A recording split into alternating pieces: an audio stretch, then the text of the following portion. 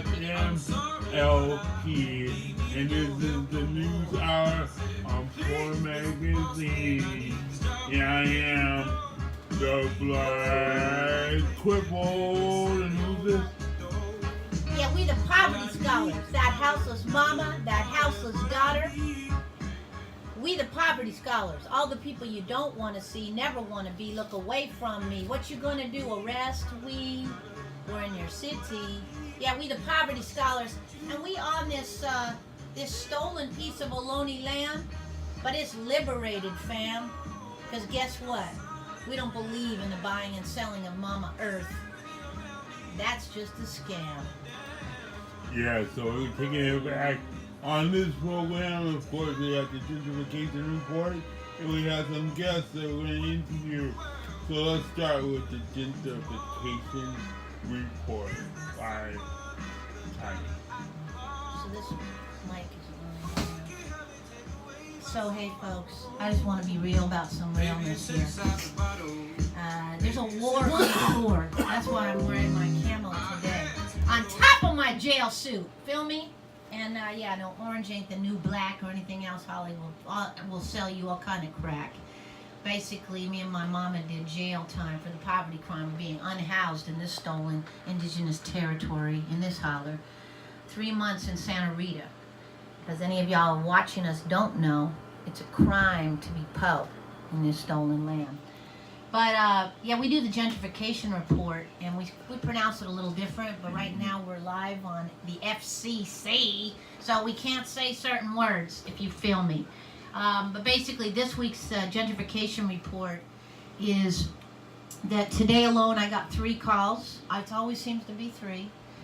3 calls, one from an elder facing an illegal eviction in this part of Ohlone land, Wichin, right down the street, because Black Arthur is the new frontier, as the developers and the scam lords will tell you, and the real estate snakes who rename neighborhoods because then they can sell them better to the gentrifiers who are looking, and the hipsters.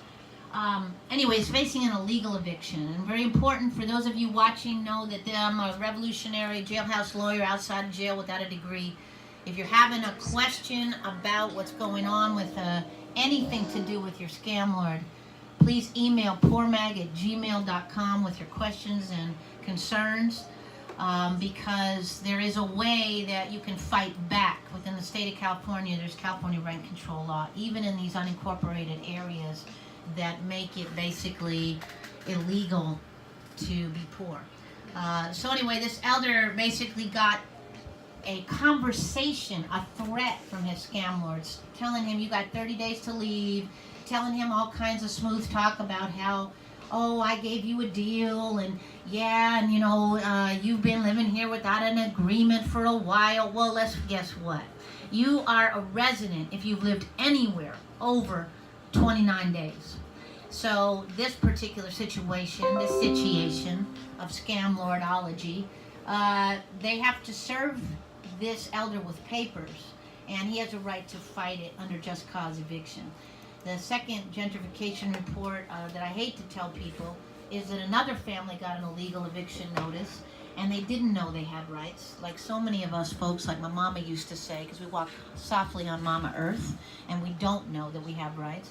And a family of 5, Raza from Ecuador, just left because they didn't think they had any rights. They gave them a $300 rent increase overnight, and this again is illegal to do. So again, you have to be noticed, and you have the right to fight. So if you have more questions and concerns and you want to fight back, that's what we're here for. We can't do everything. We're not lawyers, but we are jailhouse lawyers outside of jail without a degree. Poormag@gmail.com, and that, I hate to say, my brother, is this week's gentrification report. Oh, same news, different day, huh? Right? Alright, so we had the gentrification report. We're going to come back with our interviews. But I also want to announce that November is coming. Whoop, whoop, whoop, whoop. So the election day is coming. The sound of politics. Yes. So what does that mean, the song called Blue Wave, and New Democrats. What does that mean for poor people and people with disabilities? Well, I did some research about the Oakland mayor. I went through all of their websites, and only one, I won't say their name, but only one had disability justice on their website. So that tells you something. And I think there's like about 10 or 12 people running for office. So that's one thing you gotta keep in mind. If they don't have their issue on their website, then don't vote for them. You know? And also, I want to say, we were going to talk about this, you know, in other episodes, but Prop 10, rent control in California. So, please, you know, read that ballot and read about what Prop 10 is. And Tiny, you want to say something a little bit about Prop 10? Well, first of all, I just want to say politics and poverty, okay? Politics and disability. Poverty is never conversated about. The only way they use us, folks, is to talk about how they're going to solve the homeless problem. So, yeah, there are a lot of folks running, and, you know, we keep our 501c3 paper in order, so we can't really go down for one candidate. But I will say that there is a sister in Oakland and Weechene who actually talks about homelessness in a real way. Meow, meow, if you get my drift. That said, the scary part about the way that they're rolling the Prop 10 and Prop C campaigns is complete BS. Yes. So we're going to talk to one of our Poor Magazine extended family tonight who works directly with elders, because as usual, they use elders and people with disabilities as pawns in their politics game. And once the election is over, or the C-election is over, we're lucky if we get a crumb. So we're going to be interviewing Mr. Tony Robles from Senior Disability Action, and then next week we're also going to be talking in more depth to him and also folks from Coalition on Homelessness for the real story on the way that these ballot initiatives actually affect poor folks. Yeah. And poor poets is going to be at the Prop 10 open forum on I think it's next week, but it's going to be at the Senior Center in North or West Berkeley.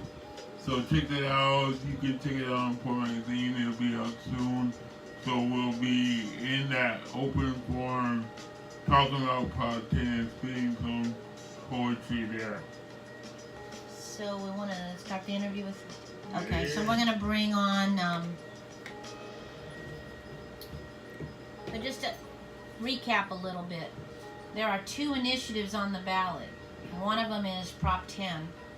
And the crazy part is that the way that the CIS, the way that the scam lords and the apartment associations are running this campaign is filled with lies. Like, what else is new, right? But specifically lies that use what I consider our own images, people who look like us, talk like us, be like us, poor people, to tell the lies, because they know that people are getting smarter and smarter, right?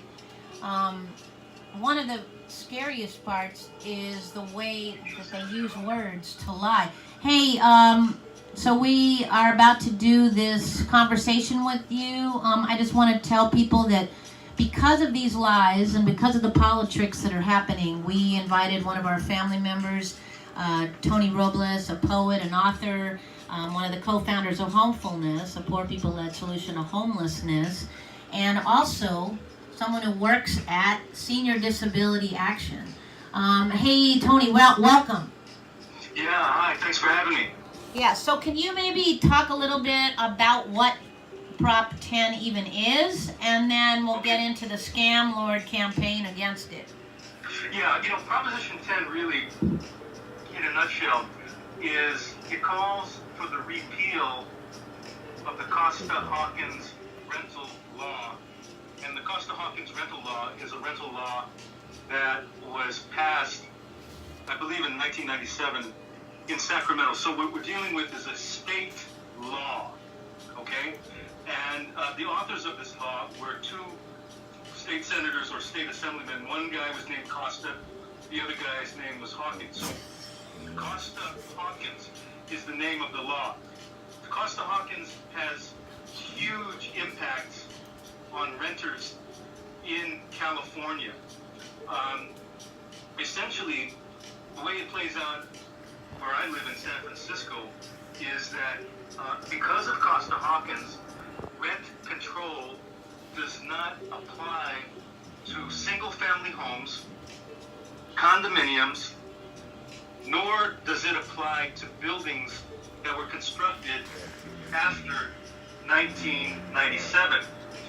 Now you say, well, what's wrong with that? Well, what's wrong with it is that all of the new buildings that go up are not subject to rent control. You have Wall Street that have bought thousands and thousands of single-family homes and then have turned around and evicted long-term tenants, hitting them with rent increases going up to 100, 200%. The other thing that Costa Hawkins does not give us is something called vacancy control. So, once a unit goes vacant, a landlord can bump up the price as much as they want. That is a huge problem. That is an incentive for landlords to evict, because really it's the bottom line. They want to make as much money as they possibly can. One of the things that they're trying to do, the opposition, the No on 10 people, they're trying to scare single-family homeowners. They're saying that it's going to affect their property values. It's going to stop construction. These are just downright lies. If anything, what the repeal of Costa Hawkins will do is it's not going to automatically grant rent control across California, but what it will do is it will remove the handcuffs that are imposed by Costa Hawkins. So let's say if San Francisco says, yeah, we would like to have rent control on single-family homes, then San Francisco can go to the voters, or they can go through their processes in order to make that happen. Because, as I said earlier, because of Costa Hawkins, single-family homes are not subject to rent control. It's because we're handcuffed by Costa Hawkins. So if you get rid of that state law, because that state law supersedes the local laws, then we can have real rent control, because it will allow the cities and the different jurisdictions to implement rent control as they see fit. There might be some cities, municipalities, that might not think they need it. Okay, if you don't need it, fine, you don't need it. But there are other places that might need it. The needs of San Francisco might be different than the needs of Santa Monica. So it allows autonomy, and it allows the cities to implement rent control as they see fit. Let me bring it real close to home for listeners and viewers of Poor News Network. Mama House in the Mission, that was started by me and 3 other poor mamas who were homeless and had children and had nowhere to live, was ended, and we were scattered to the wind on a $700 overnight rent increase that this landlord, this scam lord, could get away with because of Costa Hawkins. Correct. Happens every day in America. That's right.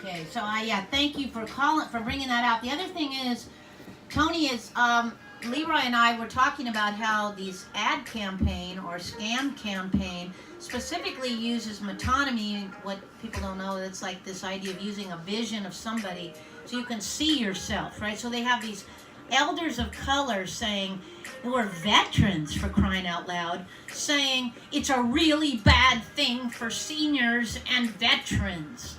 Could you kind of articulate or unpack what that mess is about, as someone who works with elders every day? It's ironic, it's typical of the real estate lobby that they'll use seniors on the one hand to drum up this fear in order to spread false information, but on the other hand, they're impacting. By eviction, they're hurting the very same people. The ironic thing is that, with all of these rent increases, and a lot of this is imposed by Wall Street, that these rent increases that we've been getting by way of the Costa-Hawkins rent increases, the real estate lobby has used that money in order to defeat Prop 10. See, that's the ironic part about it. The ironic, not so ironic part about it. So really, what it is that this fight is not against single-family homeowners. Okay, let's dispel that myth once and for all. It's not against single-family homeowners. Not to say that every single-family homeowner, landlord, is a good person, but the real fight is against corporate landlords like Veritas Corporation. It's the biggest landlord in San Francisco, owns more than 200 buildings. They come in, their business model really is to harass people, get them out, and then raise the rent. And then you have Wall Street, that the Wall Street crew that owns like thousands upon thousands of homes throughout California, right? And so the real fight really is against the corporate landlords that have caused so much pain, misery, suffering, and damage to our communities here in California. So time to take the handcuffs off, because Costa-Hawkins was passed, or was written by Costa and Hawkins, but the real writers were the real authors were the real estate industry, and it's to their benefit that Costa-Hawkins remain the law of the land, if you will, in California. We don't want it. We don't need it. We feel that we can do better, and we need to do better, because this seeing people getting evicted is really a matter of life and death. There are people that have died, Exactly. and it's tragic. I mean, somewhere I've read or heard that California has the #1 poverty level of any other state. I mean, I've heard that on many occasions. It'd be good if somebody could confirm that, but it wouldn't surprise me. And also, this is leeway here. Also, like you said, one of the restrictions under Costa-Hawkins is that any building that was complete after 1995, and we have buildings like my building in Berkeley was completed in the 2000s. So, a lot of these buildings that are going up right now, that have been going up, they're not going to feel rent control, under Hawkins. Yeah, and in San Francisco it was different, because there was a rent control ordinance of some kind that went into effect in '79. That's why our cutoff date is '79. But Costa-Hawkins really was an attempt, and it was in reaction to communities that were standing up and were trying to pass rent control ordinances and laws in different cities. And the proponents of Costa-Hawkins said, "Oh no, we can't have that." Yeah. Right? So they put that in the state legislature. So really, what it is it handcuffs it handcuffs cities' ability to the ability of cities and local governments to implement meaningful and stronger rent control. So like when I do presentations, they always talk about this tag phrase, the rent is too damn high. Well, you know what? If your blood pressure is too high, you either take your medication or you cut down on your sodium, right? The rent's too damn high, vote yes on Prop 10. That's a good start. I want to also say, too, for listeners and viewers of Poor News Network, we're listening to 96.1 FM, KEXU, that's Poor People's Revolutionary News Hour with Leroy and Tiny. Also streaming live, poormagazine.org/radio, and also on YouTube, Poor News Network. But I just want to say, as we're closing out, Tone, that we are going to have Tony back on Tuesday on our Politics and Poverty radio show that's dedicated to all these different bills. And so also, if you have any other legislations that have a direct impact on poor people, poor elders, disabled communities, we'd appreciate that. And then also, just to let folks know, there's only a few cities in Califas Aslan, in this stolen part of Turtle Island, that even have rent control. So if people wonder, oh, why do we need another rent control? Guess what? In places like Vallejo, in places like Long Beach, in so many cities across this stolen territory, there's no rent control at all. And we get calls, right? We get calls all the time. So thank you, Tony, for being on with us, Poor News Network. And thank you, and I appreciate the fact that you guys are on the air. This is 96.1, right? That's right. Never, ever, I just want to say to your listeners, never, ever confuse this with 96.5 KOIP. Because this radio station is actually alive. It's saying things. The music comes from the poetry. It comes from the people. And it ain't no light rock, less talk, and all that blah, blah, blah, blah. KEXU 96.1. People's Radio. That's right, right. Much love. Talk to you soon, bruh. Thanks now. Okay, bye.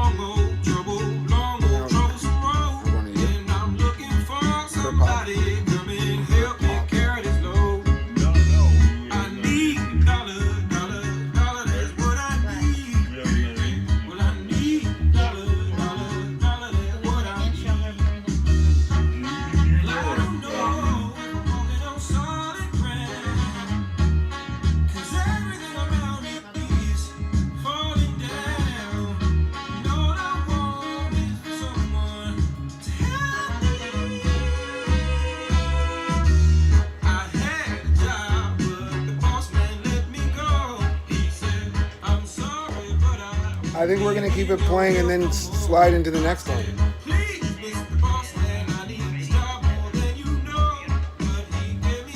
So everything's going good so far?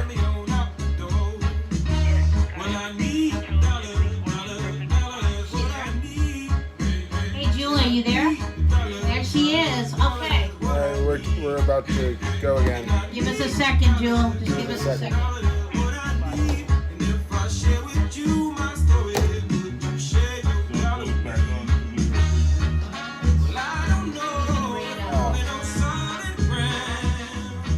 Oh.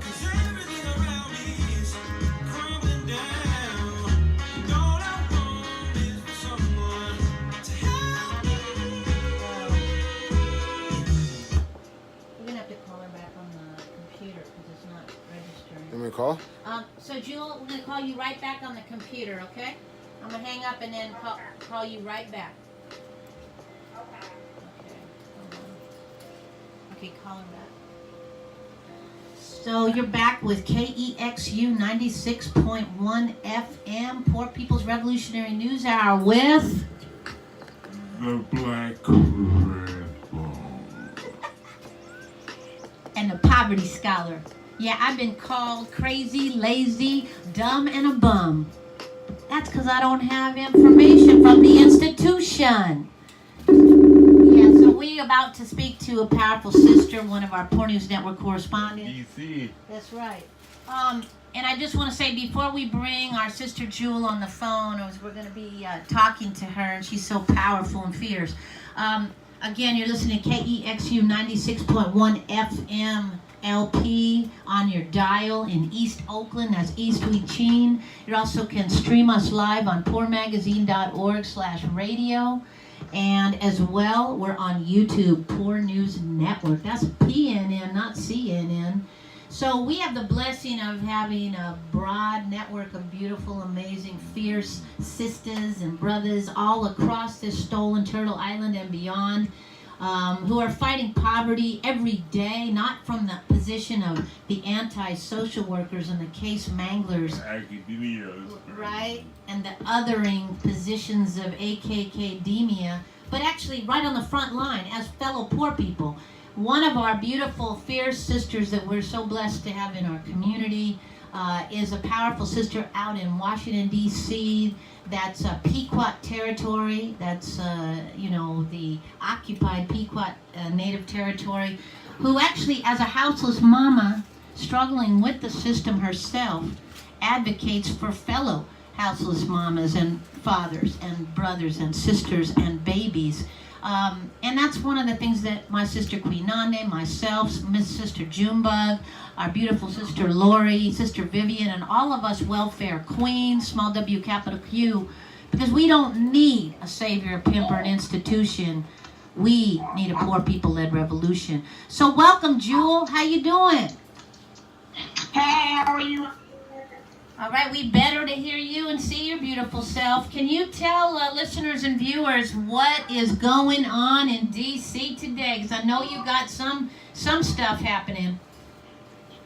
I do. We actually just had a protest action at the Wilson Building, which is where the mayor works and where Mayor Bowser works and where a lot of D.C. council members work. Myself, Washington Legal Clinic for the Homeless, and several other advocates just had that action yesterday. Right now, I'm still planning the protest about CFSA and regarding Child and Family Services Agency. And I've also been doing a lot of work with the group called Empower DC, who is like a grassroots advocacy organization, and they're great. So can you break down a little bit for my sister Nani's in the room, and we got youth scholars here and folks. Can you break down a little bit, because we deal with that same child separation service mess out here, about what actually FSA is doing to our babies and our mamas back there, the criminalizing of poor mamas? I don't know where to start. Right. I know that a lot of the families that I advocate for who are homeless or who are currently being housed in, motels and hotels have been facing harassment from CFSA for, all kinds of things, for kids missing school. And we know that a lot of these families were homeless, and so they couldn't necessarily get their kids back and forth to school because they didn't even have a place to live. For all kinds of reasons under the sun. And I know that since CFSA has found out about this protest that we're organizing, they have taken steps to retaliate, but in particular to retaliate against me. I guess I'm the ringleader. What?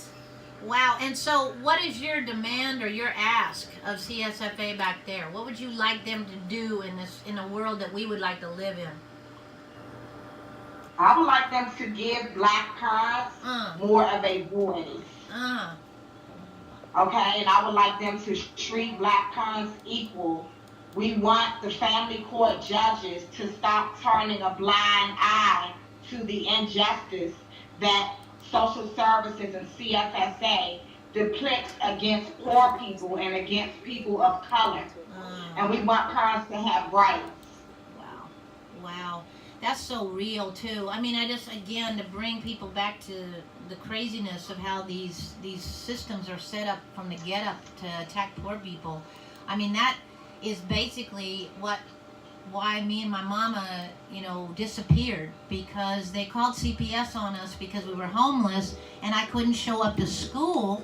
And so you know how they roll. Oh, well, you're not at school every day, so we're going to send a truant officer. Then when I told them I had to care for my mama and we were living in a motel, in our car, wherever the hell we could, then they turned around and said, oh, well, that means that you're not a fit parent. That's what they said to my mom, right? So that was when we disappeared, if you feel me, because what else you going to do, right?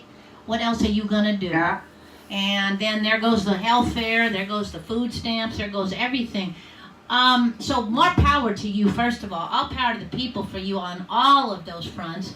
The first thing you said too is that you were protesting some of these politricksters. Why are you doing that tomorrow? What is your ask for them? We did that the other day at the Wilson Building because we had a protest originally back in May, and we asked city officials and we asked DHS, Department of Human Services, to take certain actions. We handed everybody a demand letter, and those demands have still not been met, or most of those demands have still not been met.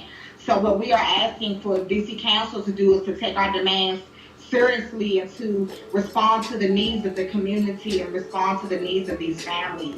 What is your, give us an example of a demand that you have on there. There's so many of them. Off the top of my head, I know that one demand is that we wanted the government to just eliminate rapid rehousing, period. Just eliminate it because it's not helping families, and we want them to replace rapid rehousing with more permanent supportive housing programs for homeless families. Wow. It's so crazy, Jewel. We just did one of our, we call it Theater of the Poor, people school, where us poor people teach folks with privilege about, our struggle. And one of our sisters who just transitioned, Ibaye, Lori McElroy, she did this beautiful play called Rapid Rehousing Olympics. Because essentially they have the same mess out here, and basically what they're doing is evicting poor people so they can quote-unquote house homeless poor people.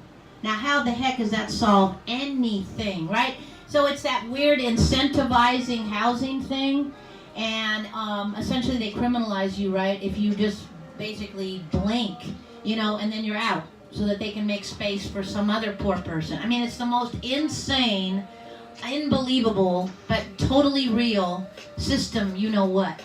Anyway, that's crazy. I also want to ask, because when Poor Magazine was out there with the real Poor People March, we went to the office of HUD. So I wondered, did you go to the office of Uncle Tom and HUD? Uncle Tom HUD.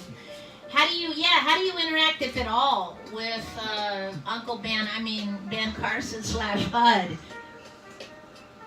How do I answer my VHS? Yeah.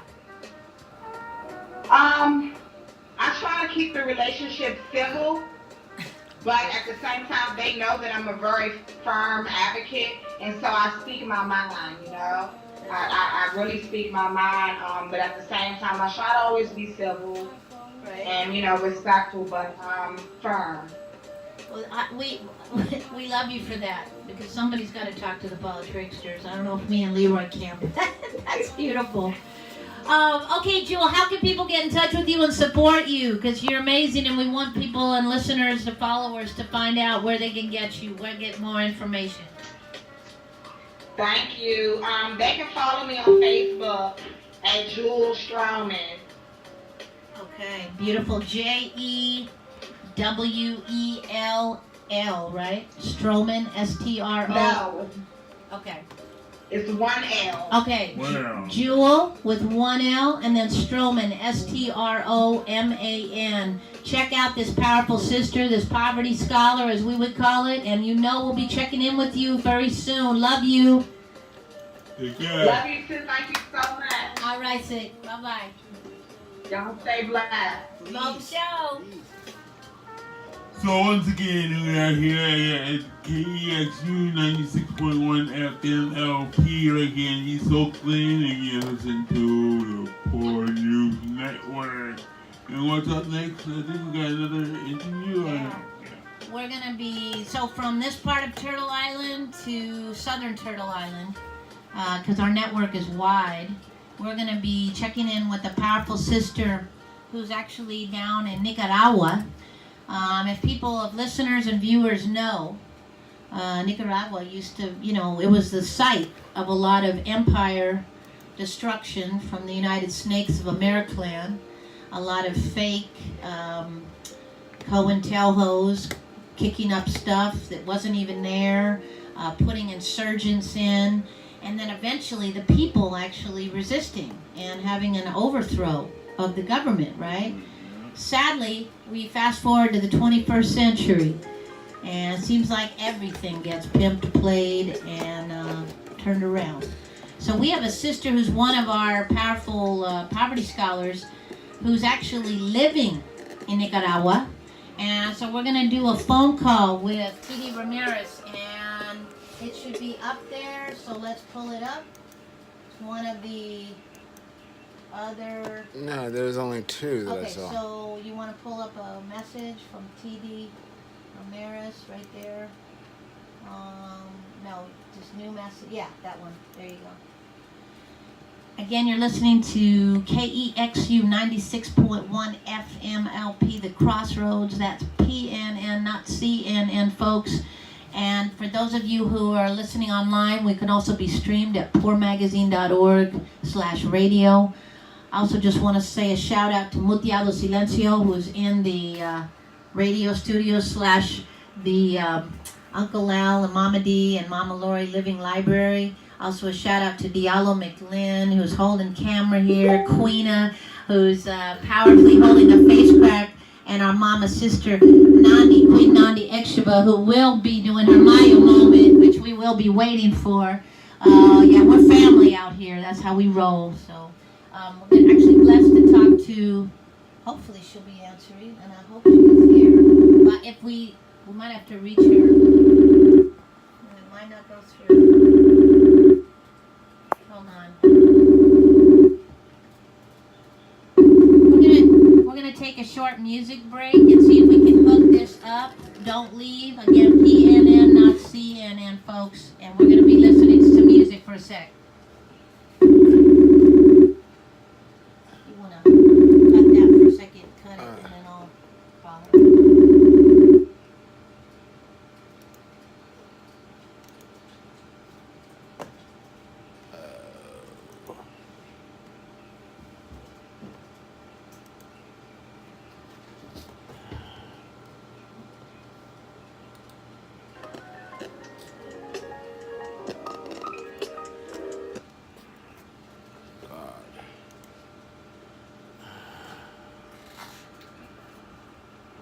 Had a perfect show.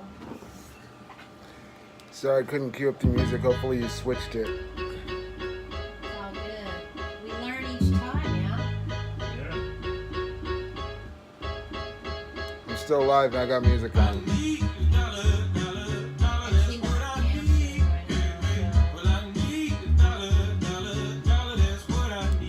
Oh, we're still there, over.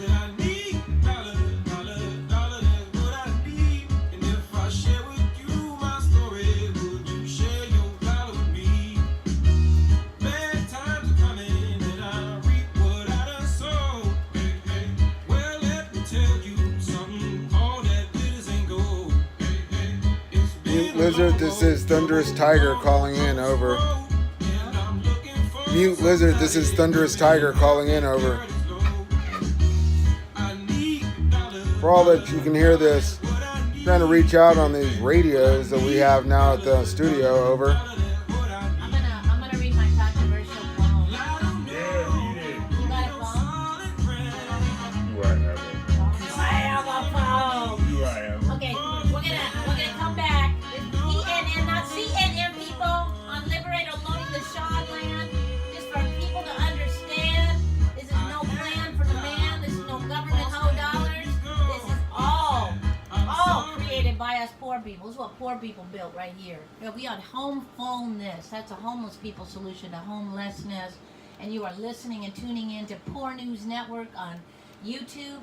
KEXU 96.1 FM, Poor People's Revolutionary Radio News with myself and the Black Cripple. I'm going to read a really controversial poem because something that happens in the community is that myself and Leroy have had a big conversation about this.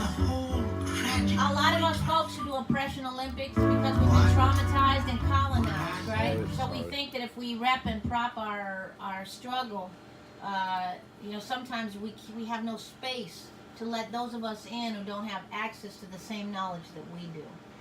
So I'm writing a poem because, well, I wrote a poem because I had a situation, let's just say.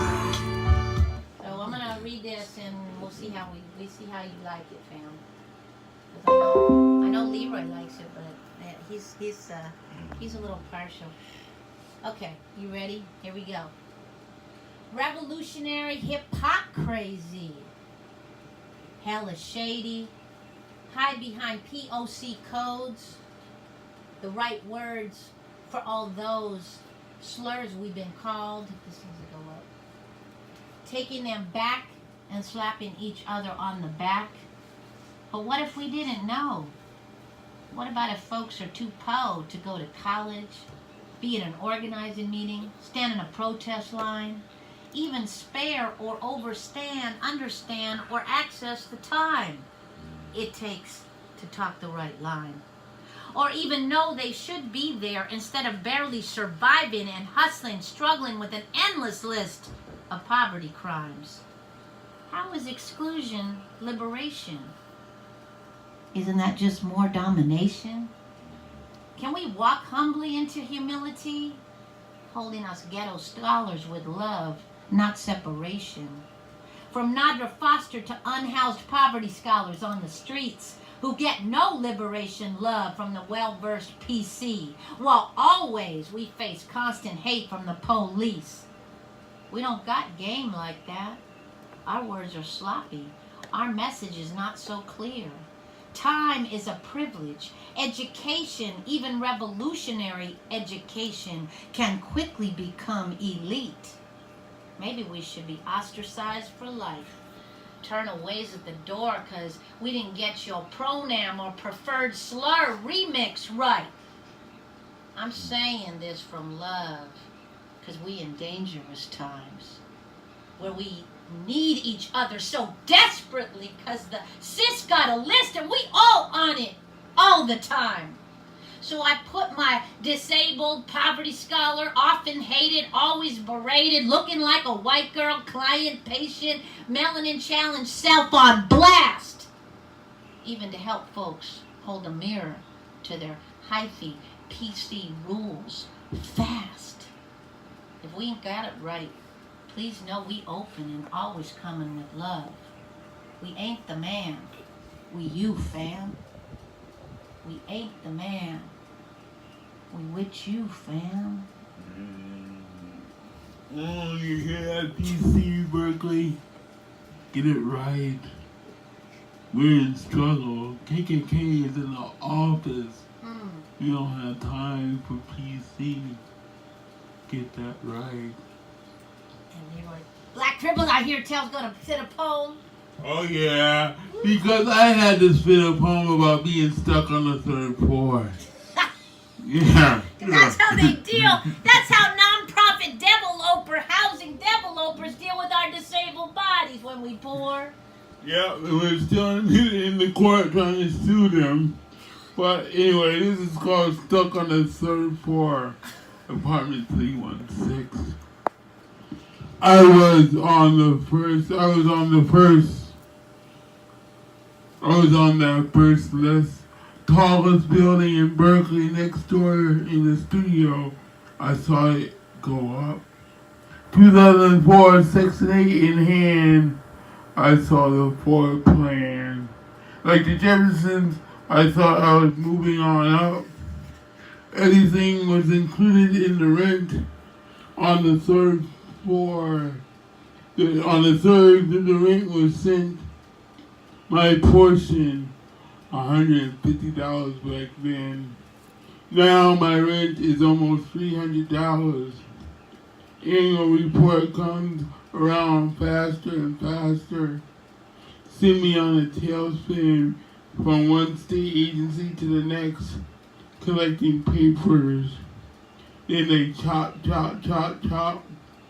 turn over landlords like a roller coaster. Around and around, it didn't stop.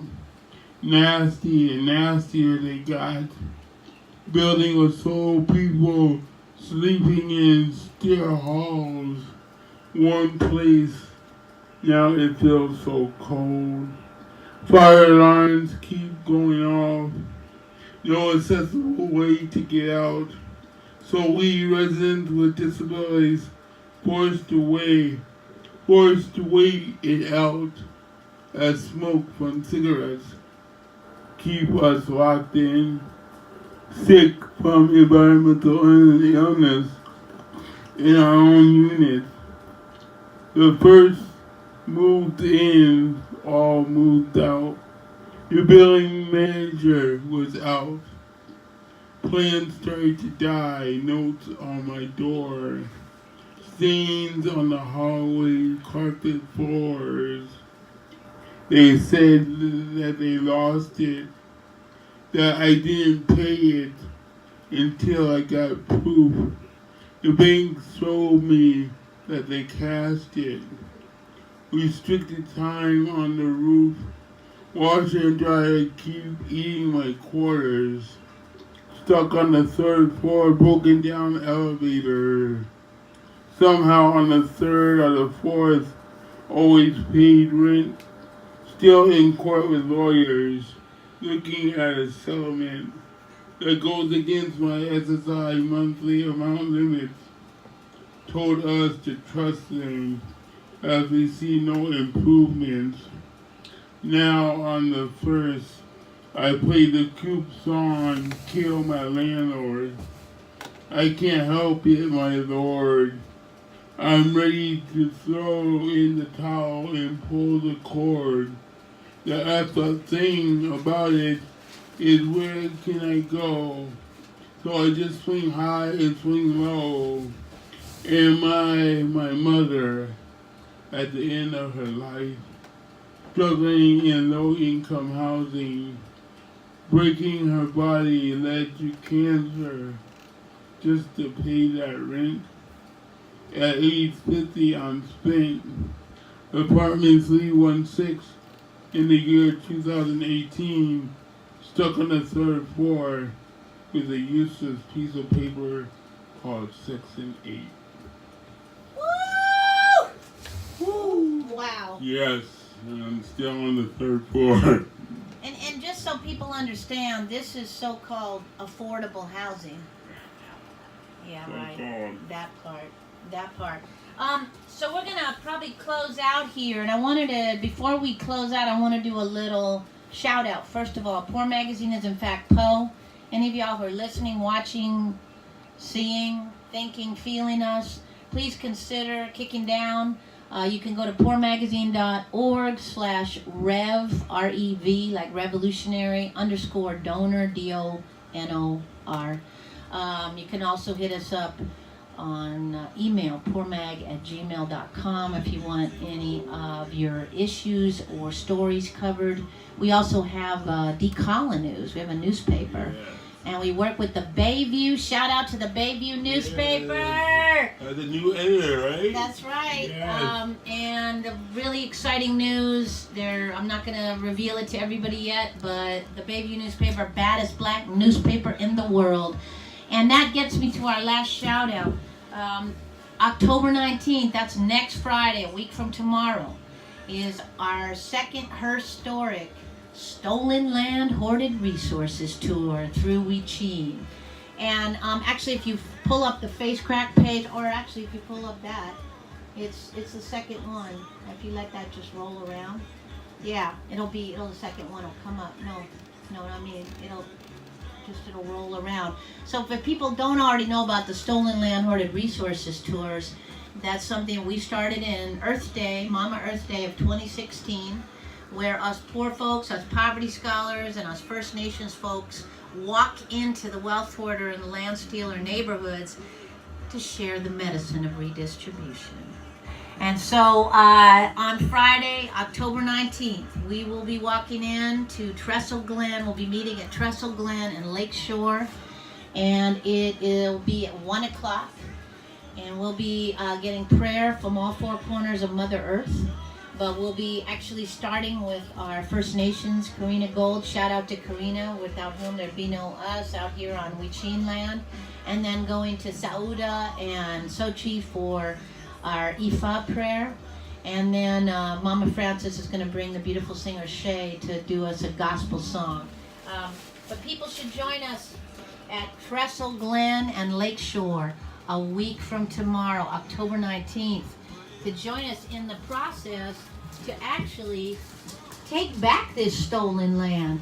Because the reality is, a lot of these wealth hoarders and land stealers have a different kind of hoarder clutter problem, and ain't nobody going to do inspections of their housing, Exactly. right? Like they do us poor people every day. And the stolen land tour has been to Beverly Hills, to Manhattan, and you've been to places that, that you can't even look into, so yeah. Right, and that's actually a picture of people watch. That's a picture of us and Beverly Hills.